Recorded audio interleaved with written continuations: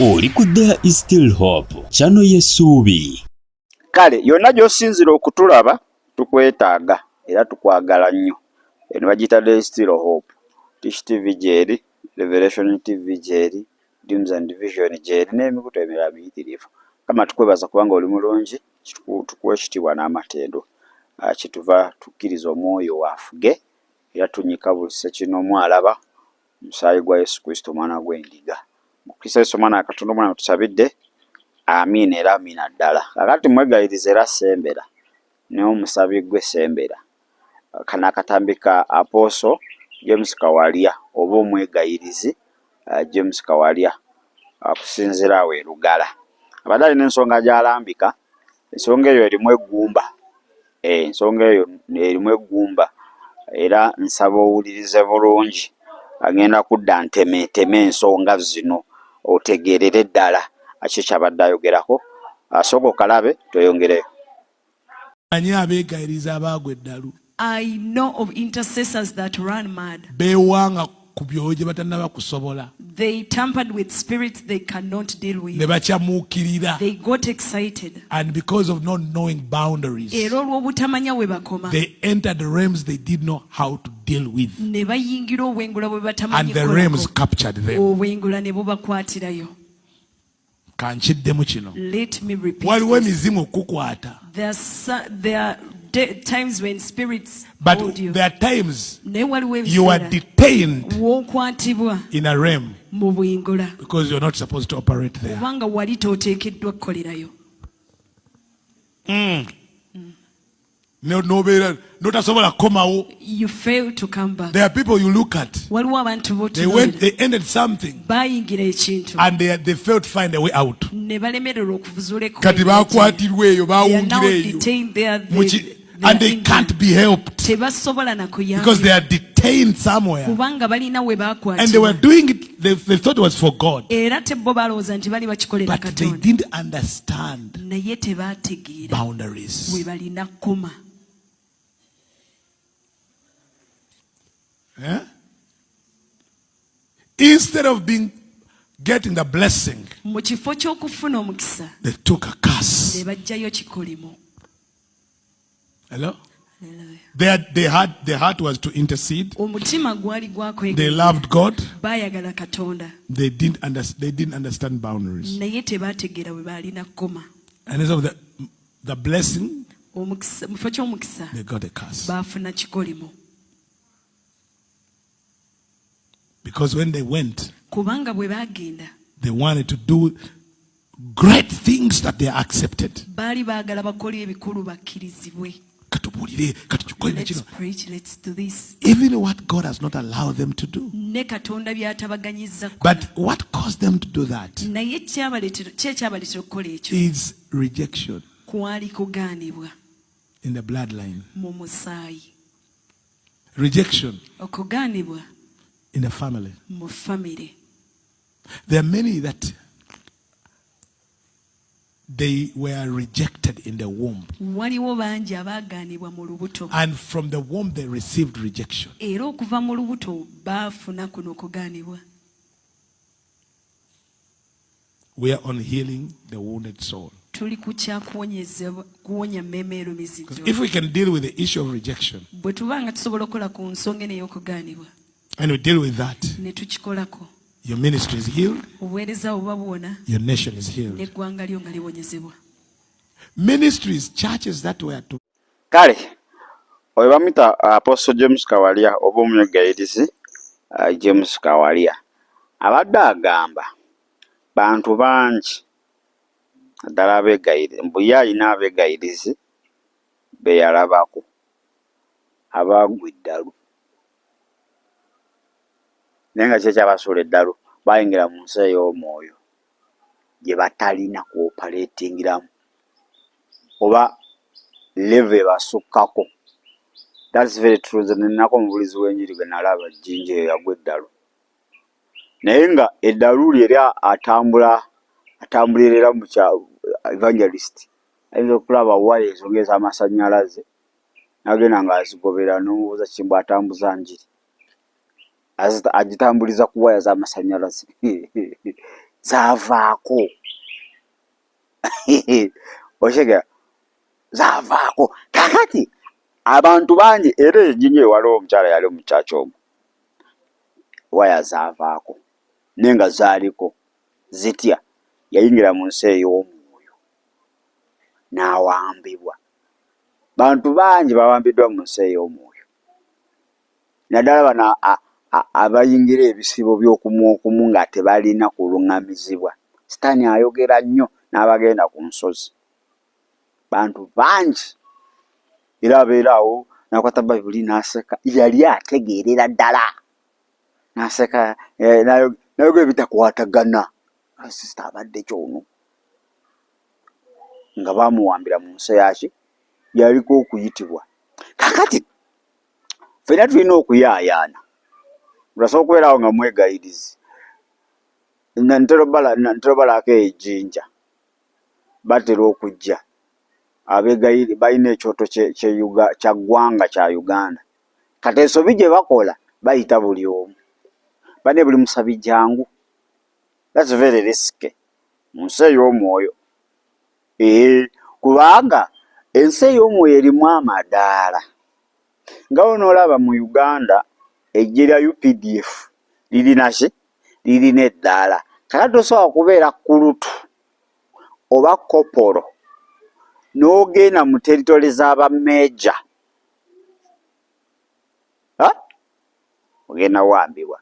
Tosobola kukwata mu poliisi w'e Uganda, omanyi abapoliisi baffe bali so skilled. Tosobola kukwata wa SPC naddala bano be batraining okuuma akalulu n'omutwala e Congo okulwana olutalo. Bonna si basirikale, bonna basirikale, naye oyo levo ye temukkiriza kugenda Congo. Okitegeera? Kakati ne mu nsi ey'omwoyo ffe abasabi oba abakkiriza oba abeegayirizi tulina levo, yagala toyagala, kikkirize kigaane. Mu nsi ey'omwoyo mulimu spiritual ranks, mulimu amadaala. Kakati ng'ekyo ekyoto ky'eggwanga tosobola kireetako muntu nga n'ebyoku kyalo kyewaabwe bimulemye. Segede ekyoto eky'eggwanga tosobola kireetako muntu ng'amala emyezi 4 tamanyi we basiiba. Segede amala omwezi tamanyi Bayibuli we bagisaba oba manya bagisoma. Saala za ddakiika 3 z'asobola. Okitegedde? Kale nga gw'ogamba bane mwenna abaagala osabira eggwanga waliwo ekyoto ky'eggwanga kiri wano, oyo agenda kkubwa. Agenda kkubwa. Okitegedde? So mu nsi ey'omwoyo nga tonnaba kweŋŋanga kintu sooka omanye levo yakyo naawe levo gy'oliko. Omuntu agamba ali mu nze w'amaanyi okusinga ali mu nsi. Tuli ku spiritual realm. Ekibuuzo ali mu ggwe. Tugeze omuntu walokoka, ffenna we tulokoka, ffenna tufuna Kristo. N'okimanya waliwo abamaze mu kyakya emyaka 2 nga bakyalina baby Jesus. I love you, you are my savior. Gwe baayatulirako. Kati Kristo mu ggwe akula okusinziira ku mmere ey'omwoyo gy'oliisa omuntu ow'omunda. Tusobola okulokokera ku lunaku lumu ffenna babiri. Naye okimanyi nsobola okuleka ku levo emu oba osobola okuleka ku levo n'ogera ku levo endala. Ffenna twayatula lunaku lwe lumu ssaawa zezimu. Kyo kitwogerako mu nsi ey'omwoyo. Waliyo amadaala ge tulina okuba nga ate tugoberera. Kakati njagala olabe wano Abeefeso essuula ya 6 onyiri 12. Pawulo agezaako okuba nga akulambululira. Tetwayagana mubiina musaayi wabula neki ab'amasaza, principality, against powers, ab'amaanyi oba ab'obuyinza, against rulers of darkness of this world, eri abafuzi ab'ekizikiza ab'ensi eno, against spiritual wickedness in the high places, eri abo abaki ab'omwoyo ababi abali mu bifo ebya waggulu. era n'abakolosaayo Colossians 1:16 naye kulambululira wano tulina invisible and visible thrones. Okitegera, tulina aba dominion, tulina principalities, tulina powers. Kati 1 Peter 3:22 naye yogera ku angels, authorities, powers, etc. Kakati ensi ey'omwoyo tulina amadaala. Kati gwogenda n'olumbagana leve etali yiyo muggwe bakuba olina okuyaayaana walabye gundi akikola nekibeera successful nawe n'ogamba ng'ogenda ku kyoto kisabira gwa nsi yonna, prayer altar for the entire world.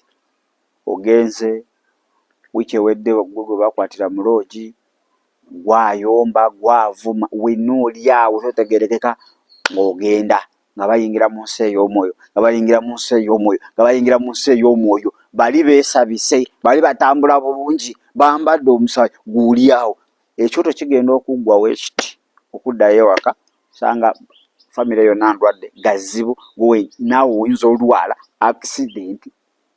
Why? Wayingidde mu reimu gyotalina kubeeramu. Kiringa tunabeera ku ssomero P7 eyingira genakola mooko okitegedde kakati sebo gwe oli wa P3 bakuba olaba mu P7 mulimu bemwenkana obuwanvu n'ogamba kagundi kasenga n'obuwanvu gw'olowooza okubeeramu eyo kiraasi buwanvu ng'ogenda okimanyi n'erinnya liyinza okulema n'okufunayo wadde katiiki akamu awo we bategeerera nti ono lengera empandiika n'engeri gyansalinzeemu. In fact ojja kusoma busomi question owunge bajja kuwa okubala olabe omusajja jaleeta mathematics agambe calculate angle y if x is this tobisomangako oseko gambe bino byebikyo yite ne master mugabe master bino byebikyo bitegeeza ki n'okusoma obusomi question ejja kulema. Why? Oyingidde mu level etaliyo naye watawe baleeta ya P3 ofuna 10 wayonza obutafuna. Kakati n'ensi ey'omwoyo weetyo twagala nnyo okugenda mu classes ze tutakoleredde, twagala nnyo okuoperatingira mu level ze tutali. Naye ng'ezo level ziva mu kwewaayo, kunoonya Katonda, kusoma Bayibuli, kola kwagala kwe, level oba weeyongerako. Tolina wogenda gula spiritual rank wa spiritual level. Ojjukira Simeoni ayagala ojjugula? Tolina wogenda gula spiritual level. Kakati tulemereddwa okwetegeera bantu bangi bawambiddwa mu nsi ey'omwoyo bawambe. Kati ate omuntu ng'abadde mwegayiriza oba musabi oba omuntu n'awambibwa oyo abeera dangerous n'okusinga wabadde nga tannawambibwa oba aba dangerous n'okusinga omusamize. Nzaakubuulira kuba omusamize oba omanyi kyazzaako naye oyo asobola okuleetera statement n'olowooza wati wayogera Mukama Katonda kumbe sitaani yamuwadde naye ayinza okuba tamanyi. Kati it is a desire, it is what everyone's desire. Kuyayana kwa buli omu okubanga akolera mu nsi ey'omwoyo obanga operating in the spiritual realm. Naye kankubuulire w'osukka level gy'oliko mu nsi ey'omwoyo n'ogenda oyagala okuoperatingira ku level etaliyo ebivaamu tebiba birungi. Kituufu abantu bagwa eddalu n'eriri physical waya ne zivaako.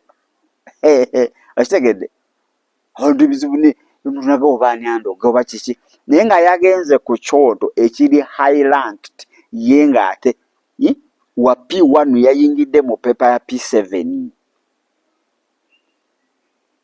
Kakale wano ku nsi bakufulumya bufulumya naye mu nsi ey'omwoyo they arrest you, they detain you, bakusigaza. Kati bakusigaza ne bakuteekamu ebyabwe tosobola kuresistinga, oli class below ng'odda ofuuka akatwa eri kanisa. Abantu bangi bagenze mu kusaba, abantu bangi balungamizibwa okusaba okusiba naye okusiibwa okusukwa bwa Katonda muntu yawambibwa mu nsi ey'omwoyo abajja muzina abatwala muzina abajja mu Uganda naye bannaye kiki Mukama yebaze. So tulina okubeera abantu abategeera ensi ey'omwoyo nga weetambula. Olina okumanya ensi ey'omwoyo etambula etya, ekola etya, level ki gy'oliko. Tobeera ng'oli kikonwa naye ng'ate weeteeka mu bantu abakoze ki ate level bazikolerera. Eddagala lyonna lyewa Sitaani agenda olokoka nga ndi ku level ya 7. Ya 7. Ne ba intercessors ba Sitaani nabo balina level abegayirizi be.